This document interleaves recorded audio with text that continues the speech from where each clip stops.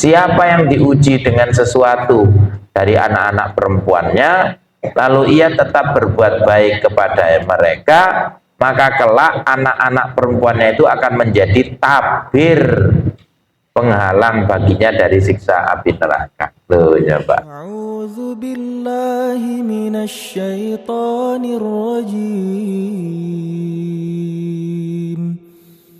Bismillahirrahmanirrahim.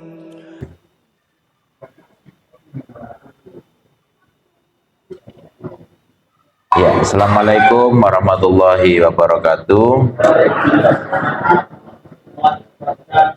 Alhamdulillah wa syukrulillah wassalatu wassalamu ala rasulillah ibni abdillah amsayna wa amsal mulku lillah walhamdulillah la ilaha illallah wahdahu la syarikalah lahul mulku wa lahul hamdu wa huwa ala kulli syai'in qadir. Amsayna ala fitratil islam wa ala kalimatil ikhlas wa ala dini nabiyina Muhammadin sallallahu alaihi wasallam wa ala millati abina Ibrahima hanifa muslima wa ma kana minal musyrikin. Amma ba'du. Yang saya hormati segenap takmir dan seluruh jamaah Masjid Sang Surya rahimakumullah. Gimana kabarnya Bapak Ibu sekalian?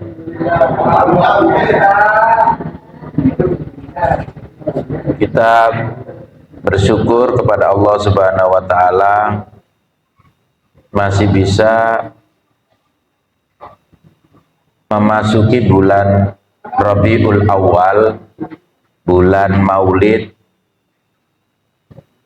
Maka kaitannya dengan itu, kita selalu tiap hari tidak pernah kehidupan kita ini dilepaskan dari hadis Nabi Muhammad SAW. Untuk itulah maka dalam kesempatan ini marilah kita bersama-sama mengkaji kitab 40 hadis tentang tarbiyatul aulad yang ditulis oleh ulama besar yang sudah kita ketahui bersama, banyak sekali menulis kitab-kitab hadis dan kitab-kitab tarbiyah,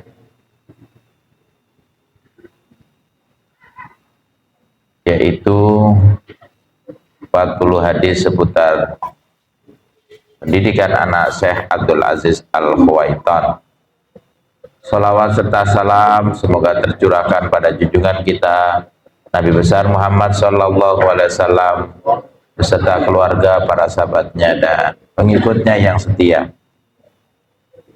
Hari ini kalau dihitung dari 12 Rabiul Awal itu hari Ahad, tanggal berapa sekarang?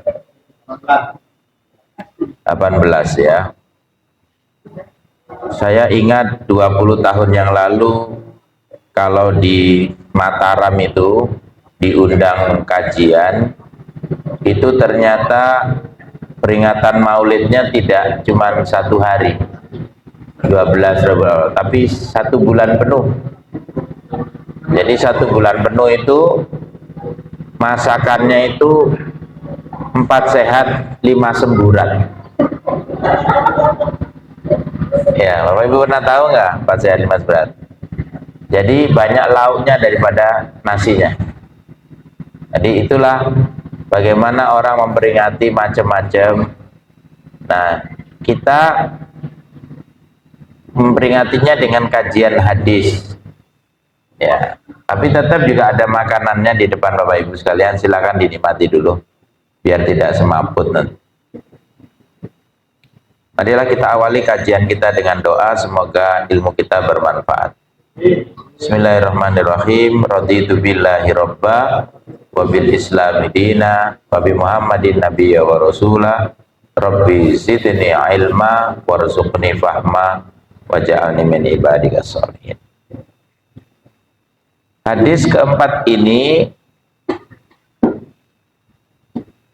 masuk dalam tema keutamaan mendidik dan berbuat baik terhadap anak wanita.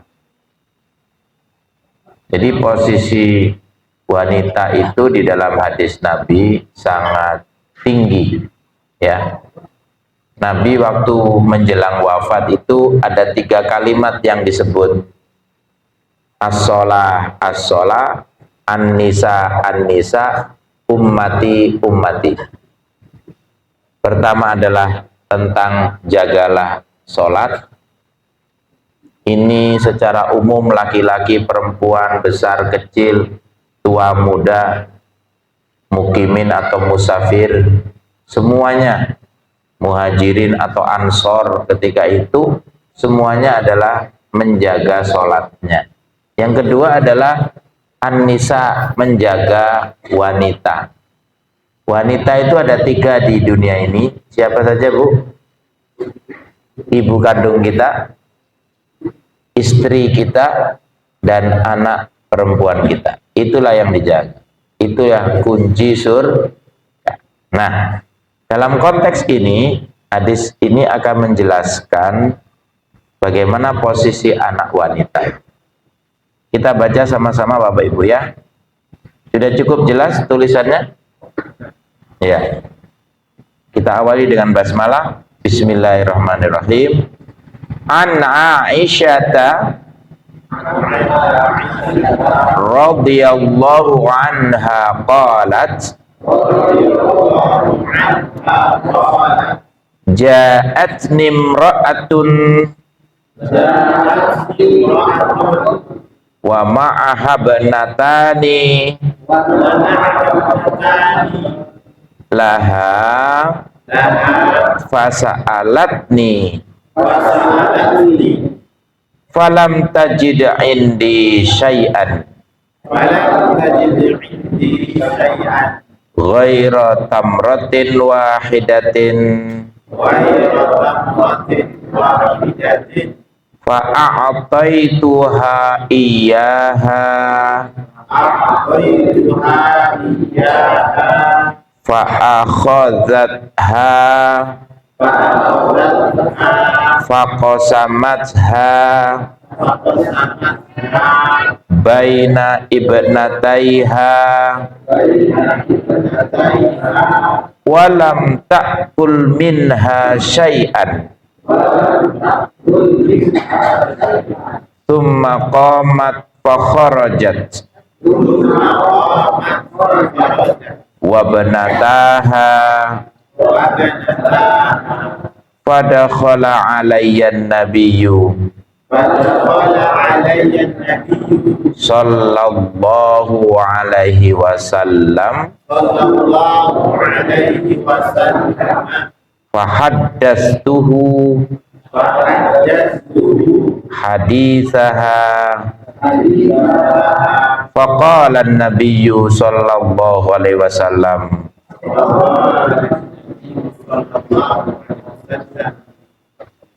man ibtuliya minal banati bi syai'in fa ahsana ilaihinna kunna lahu sitran minan nar. Shadaqa Rasulul Karim. Rawahul Bukhari, di dalam hadis Bukhari 1418 dan dalam riwayat Muslim 2629.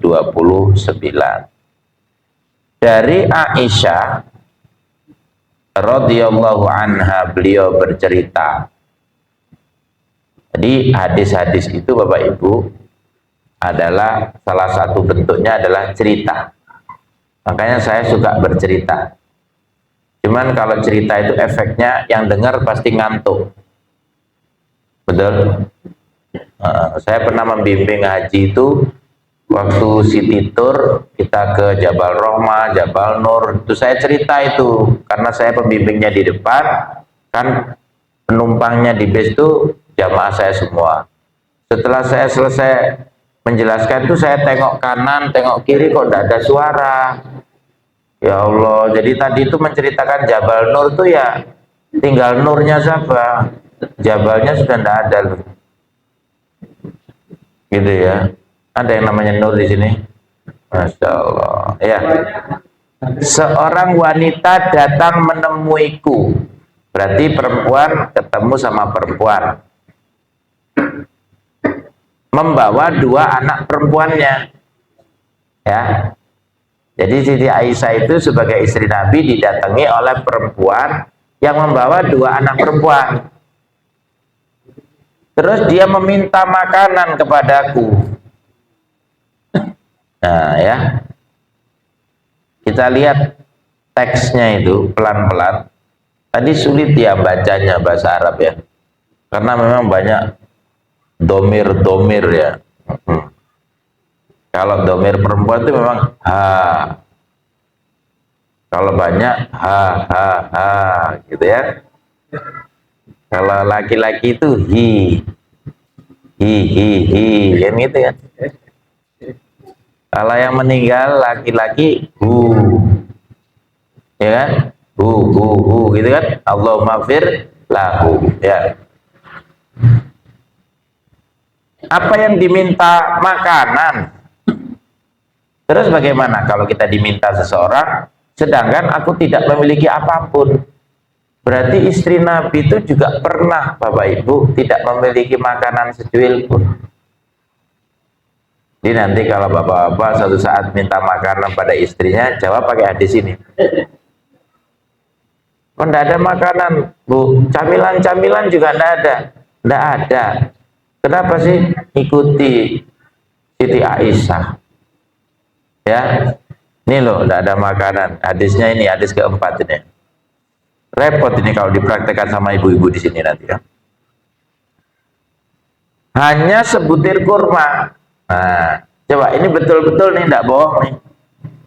Lalu kurma itu aku berikan kepadanya. Jadi kalau kita tidak punya, cuman sedikit, malah diberikan. Kalau kita kan enggak. Kalau iki tojo, langgo terus aku mangan opo, kan?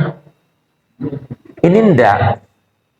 Justru yang tinggal sedikit tadi diberikan. Yang di depannya Bapak Ibu sedikit atau banyak? Kalau ada yang minta berikan. Ya, itu sunnahnya begitu. Tapi itu berat. Nah, justru berat itulah nilainya tinggi.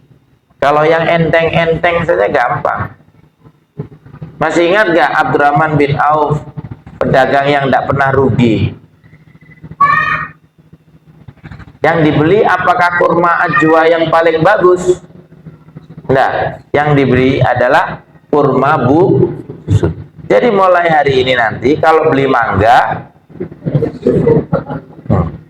kok enggak berani jawab? Gitu ya. Berat memang. Tetapi disitulah kalau ada amalan itu yang berat, maka nilainya tinggi dan pahalanya lebih besar. Inna a'dhamal jazai ma'adhamil balai. Fa inna Allah ta'ala idza ahabba qauman ibtalahum. Faman radiya falahur ridha, waman sakita falahus sukhtu. Sesungguhnya beratnya nilai timbangan pahala itu, besarnya balasan dan tingginya derajat seseorang itu ditentukan oleh beratnya cobaan. Semakin berat cobaannya, semakin tinggi nilainya. Kalau Allah itu cinta kepada sebuah kaum, maka Allah itu menguji mereka, menguji seseorang hambanya. Kalau dia itu ridho, rela, nanti Allah akan turunkan ridhonya. Tapi kalau dia itu tidak terima dengan musibah yang diturunkan, maka Allah pun akan mencabut keridhoannya dan mengganti dengan kemurkaannya. Nah, lalu kurma yang satu tadi yang diberikan, walaupun berat, aku berikan kepadanya. Ya, dan dia segera menerimanya. Jadi walaupun satu tidak ditolak juga. kalau ada pengemis, berikan walaupun sedikit. Tapi pengemisnya juga tidak menolak. Beda sama pengemis sekarang. Dikai satu jadi gua. Iya toh? Dibalang nang awake dhewe. Itu ya. Suatu saat saya itu di perempatan ITN tuh, saya berhenti kan mobil saya karena lampu merah. Terus ada seorang yang datang itu meminta kepada saya, Pak, sakwelase Pak. Nah saya pas buka-buka dompet itu ternyata uangnya besar semua. Terus saya jawab, sepunten nih mboten wonten yatra alit gitu. Terus dia jawab lagi, mboten napa-napa kulo susui. Ya baru itu saya ada ke pengemis seperti itu. Ini pengemis milenial begini nih, nah. Zaman digital modern ya. Nah, untung nggak minta keris waktu itu. Terus saya jawab, ya wes lah ngono, tak berilah uangnya, disusui sama dia. Tak pikir itu uangnya itu ya di saku-saku gitu lah. Enggak, dia juga buka dompet. Setelah tak inguk-inguk dompetnya kok lebih banyak dia daripada saya. Masya Allah, disusui teman aja. Niki Pak. Malah sebelumnya tanya, badhe maringi pinten Pak? Jadi negosiasi dia mana? Ya wis kono disusui piro. Lah aku malah ngono Masya Allah, iki wong njaluk tapi transaksional. Sudah setelah itu bunyi dering ringtone. Nah, tak pikir ku HP ku. Ternyata HP-ne DE. Allahu Akbar. Jadi bunyinya HP ku karo HP-ne DE ku padha, Pak. Anjane durung tak setting, tak ganti. DE yang ngono lho, anyar juga DE, Mas. Begitu telepon, halo, Cak, sampean Dendi katanya. Aku di alun-alun katanya temennya. Aku di ITN. Sampean ora piro? Ngono deh, update deh. Masya Allah. Ya Allah, jadi ternyata saya yang memberi pengemis, ternyata pengemisnya itu uangnya lebih banyak dari saya dan HP-nya lebih canggih dari punya saya. Masya Allah. Nah, jadi kita beri itu dalam rangka supaya memberikan apa yang menjadi hak kita, tapi kita berikan kepadanya. Apa yang terjadi? Ibu yang minta tadi membelahnya menjadi dua. Padahal kurmanya kan cuma satu. Lah kurma itu sak piro sih? Iku dibelah jadi loro, paroding. Tapi paroding bukan untuk dirinya. Kan dia tadi bawa anak perempuan dua. Jadi kurma tadi itu dua dibagi satu-satu separuh lalu memberikan kepada kedua anak perempuannya. Loh coba. Ya seperti imam kita ini kan, anaknya kan loro. Oh tiga, sing digawa iki lho. Lah ini dua. Oh iya wes. Jadi kayak seperti yang bawa dua gini ini langsung dibagikan dua. Terus sedangkan dia tidak turut memakannya. Jadi ibunya yang minta tadi tidak ikut, padahal tiga-tiganya kan mengalami kelaparan. Setelah itu dia beranjak keluar bersama kedua anaknya tadi. Terus gimana? Tak lama kemudian Nabi datang. Segera aku ceritakan kejadian ini kepada beliau. Lantas beliau bersabda, siapa yang diuji dengan sesuatu dari anak-anak perempuannya, lalu ia tetap berbuat baik kepada mereka, maka kelak anak-anak perempuannya itu akan menjadi tabir penghalang baginya dari siksa api neraka. Loh ya Pak. Makanya mulai malam ini bagi yang belum punya anak perempuan,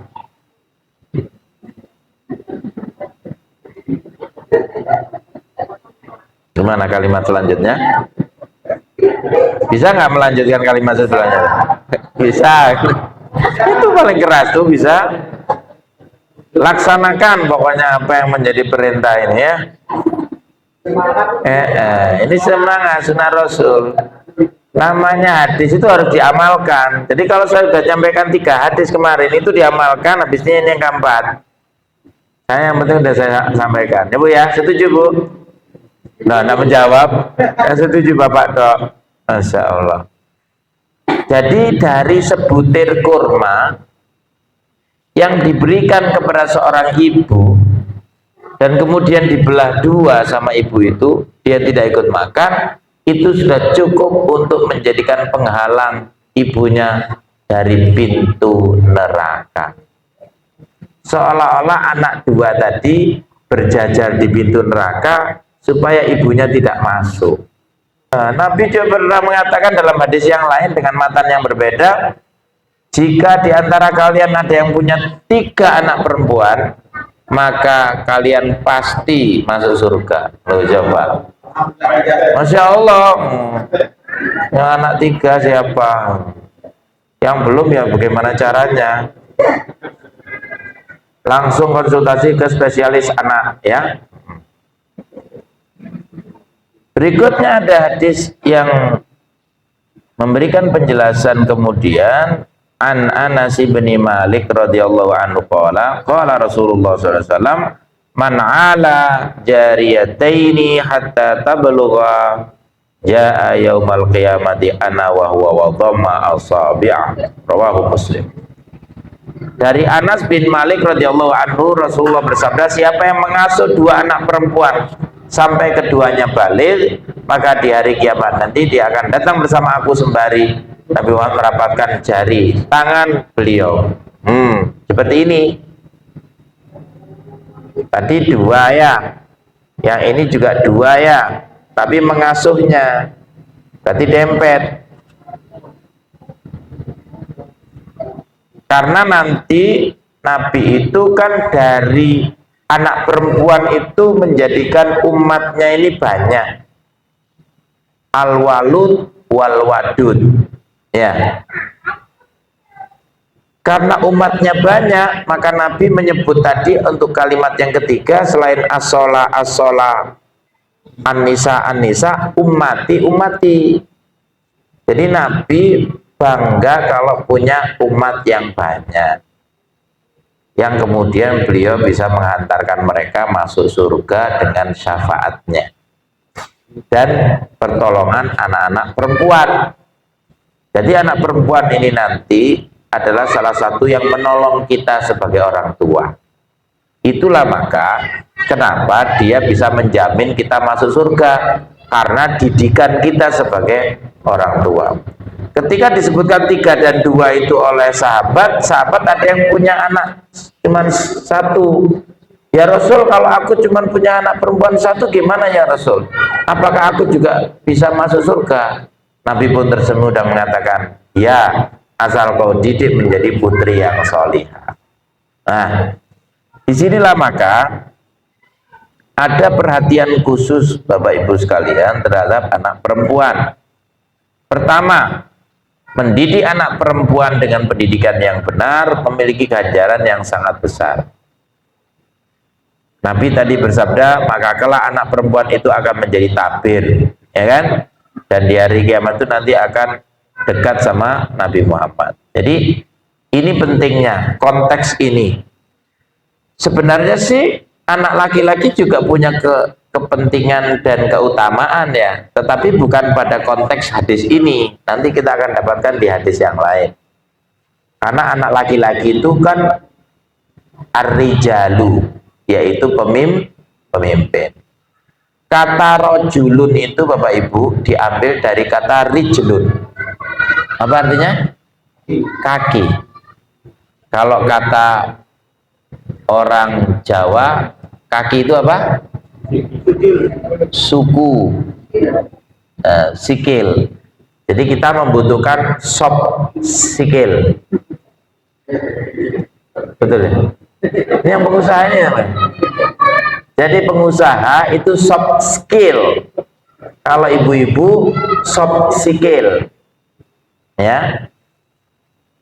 Kaki kenapa dihadapkan rojulun dengan rijlun? Karena sifat laki-laki itu harus seperti kaki.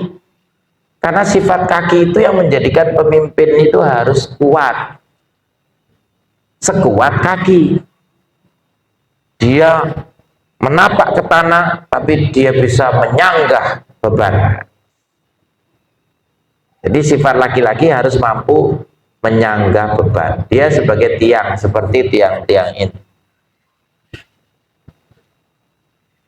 Nah, kalau perempuan mar'atun itu dekat dengan mir'atun.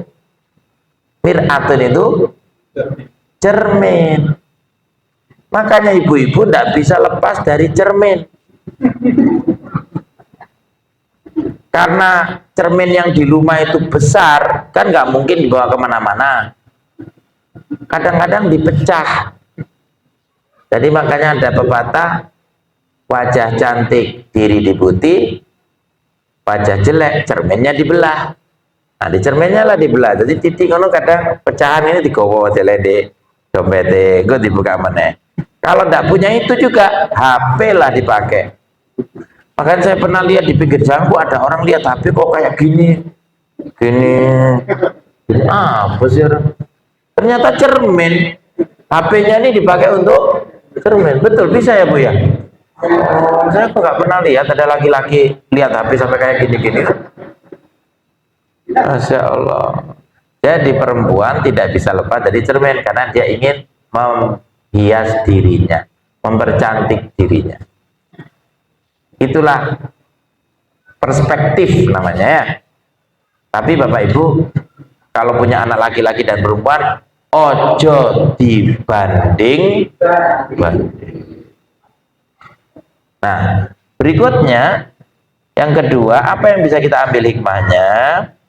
Termasuk petunjuk Islam adalah kasih sayang terhadap anak. Ketika Hasan dan Husain itu sudah mulai beranjak anak-anak, beliau selalu mengajak untuk sholat walaupun beliau jadi imam. Kalau sekarang kan kadang sungkan ngajak anak ke masjid itu. Apalagi kalau takmirnya itu galak. Biasanya kalau di pagernya garasi itu kan ada tulisannya awas ada anjing. Nah, ini ditulisin di masjid. Awas ada.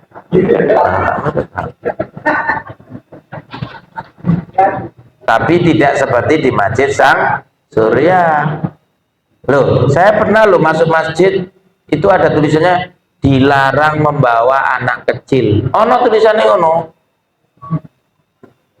Suatu saat anak saya ini pernah, anak perempuan yang bareng ini saya ajak karena dia TK, saya harus jemput dia dulu kalau menjelang Jumatan, saya langsung ajak terus khutbah. Saya juga tahu kalau masjid itu memang tidak menyediakan jamaah untuk perempuan. Tidak seperti Masjidil Haram, Masjid Nabawi, iya kan?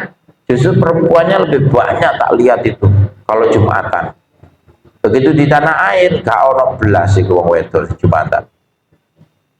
Nah, gimana suatu saat nanti di sini diumumkan ya bahwa di Sang Surya ada Jumatan dan disediakan untuk ibu-ibu atau untuk wanita. Nah, waktu itu saya taruh anak itu di belakang sudah, taruh di belakang. Loh, nanti kamu di sini ya, nggak usah ikut bapak ke depan. Kamu di sini aja, biarpun jamaah sudah sampai sini, kamu tetap di sini. Sudah saya tempatkan di belakang sebelah kanan, udah mojok gitu.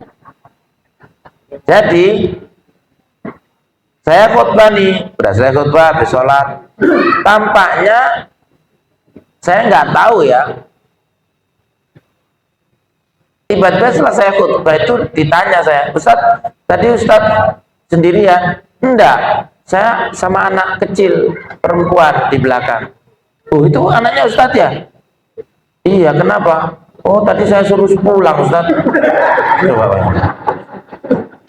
Memang kejam sekali orangnya.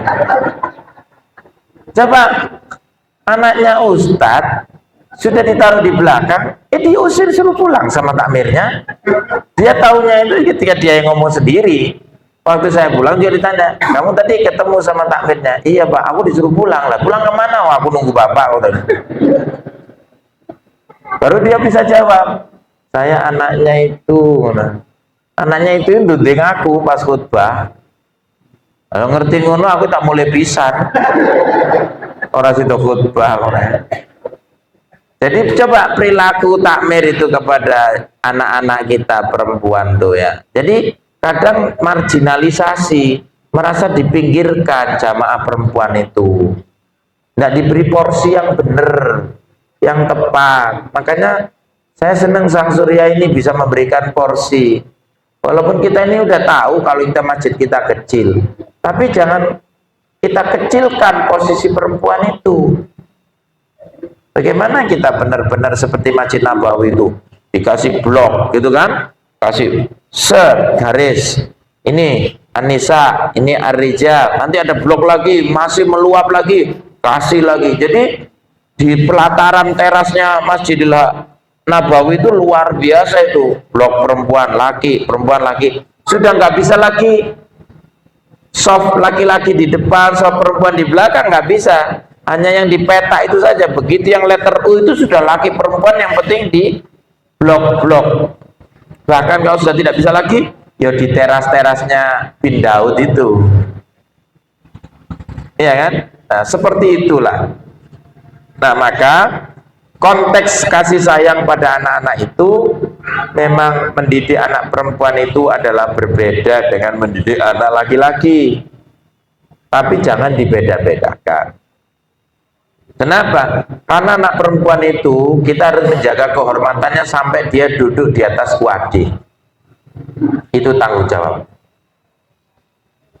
Menurut penelitian BKKBN di kawasan Jabodetabek, setelah anak SMA seluruhnya itu dites, namanya tes virginitas, tes keperawanan, 55% negatif, tapi separuhnya positif. Berarti separuhnya Jakarta itu, Pak, yang satu sudah berisi, Pak. Berarti sudah korban perzinaan. Sehingga begitu dia nanti menikah ke KUA, tentu di situ harus dikasih keterangan. Jika anak itu sudah tidak virgin lagi, maka prosesnya bisa berbeda. Atau kalau bapaknya dulu itu adalah hasil dari perzinaan juga, pelaku, maka anak perempuannya ini tidak boleh dinikahkan oleh bapaknya. Karena bapak itu bukan bapak yang sah dalam konteks hadis tadi itu. Kalau dia menikahnya betul-betul, maka dia punya anak perempuan, dia berhak untuk menikahkan. Itu namanya, gelarnya MBA, Marriage by Accident. Ya, kalau bahasa Jawanya LKMD. Hah? Lamaran kari, layai itu, Masya Allah, lembaga-lembaga itu. Nanti kalau ditanya, ini mana bapaknya? Nggak ada. Loh kok bisa? Iya, niru Nabi Isa. Cuma Nabi Isa yang Isa ibnu Maryam di Al-Quran itu Isa ibnu Maryam. Tidak disandarkan pada bapaknya. Padahal kalau kita menikah itu ya, saya ingat itu, Zulfi Mubarak bin Jufri Raksana, saya nikahkan saudara dengan anak saya, ya, Caturing Tias binti Kasiram, gitu ya. Jadi tetap harus sandarannya bapaknya. Makanya mendidik anak itu harus kuat supaya dia bisa mempertahankan kepemimpinannya. Kalau perempuan kita didik untuk menjaga kehormatannya, itu loh. Itulah titik tolak dan titik tekannya yang berbeda. Kalau anak perempuan, jaga nak kehormatan. Kalau laki-laki, jaga nak kepemimpinan. Gitu. Kontennya beda, ya.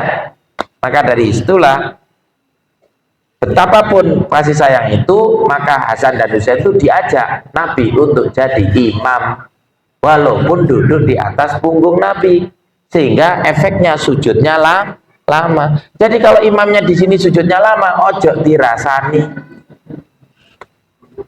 Nanti ditanya, ya Rasul, kenapa kok sujudmu lama? Apakah ada doa sujud yang belum kau ajarkan pada kami? Katanya. Nabi pun tersenyum. Enggak. Tadi itu Hasan dan Husain main kuda-kudaan di punggungku. Karena aku nggak bisa segera bangkit. Kan iso geblak karek loro iku kan. Gitu kan ya. Jadi teks dan konteks hadis itu harus dipahami Bapak Ibu. Sama dengan Nabi itu, kenapa kalau habis sholat kok diusap wajahnya? Karena waktu itu Masjid Nabawi masih beralaskan pasir, jadi mukanya penuh dengan pasir, makanya diusap. Lah saya kira skarpetnya api ini diusap ya, berarti ngantuk. Betapa besarnya pengorbanan sang ibu kepada anak. Insya Allah, kalau ibunya kritis, anaknya kritis, maka yang didahulukan adalah anaknya. Sehingga dokter pasti tanya, Bu, ini bagaimana Bu? Ibu atau anaknya yang harus diselamatkan? Anak saya saja, saya biar aja. Tuh, coba, ibu. Di antara sifat utama seorang pendidik adalah harus sabar. Tawasobil haqqi wa tawasobis sobri. Jadi itu berlaku. Wasiat, tausiah, kebenaran dan kesabaran itu harus jadi satu paket. Bersikap adil. Nah ini Bu, keadilan itu penting supaya anak-anak kita nanti juga berbuat adil kepada kita. Birru aba'akum tabarrokum abna'ukum. Insya Allah kalau kita sebagai orang tua adil sama anak, nanti anak-anak kita adil kepada kita ketika kita sudah lansia. Insya Allah. Pendidikan itu membutuhkan waktu yang panjang, long term, long life education, butuh untuk bersusah payah. Insya Allah terus menerus dengan berkesinambungan, butuh kesungguhan dan menanggung segala kesulitan. Jangan tergesa-gesa. Insya Allah anak itu akan berproses dengan sendirinya sebagaimana tumbuhan. Nah, pas dengan adanya azan Isya ini, semoga menjadikan kita semakin tawadhu sebagai orang tua. Jangan banding-bandingkan anak kita, apalagi kita mengeluh punya anak. Semoga anak-anak kita akan menjadi tabir kita dari pintu neraka dan akan menjadikan kita orang tua untuk masuk surga. Kalau pisau menyayat tubuh masih ada harapan sembuh. Kalau lisan menyayat hati, kemana obat akan dicari? Kalau ada sumur di ladang, boleh kita menumpang mandi. Kalau tausiah saya kurang panjang, besok-besok bisa diundang lagi. Assalamualaikum warahmatullahi wabarakatuh. Alhamdulillahi Rabbil Alamin.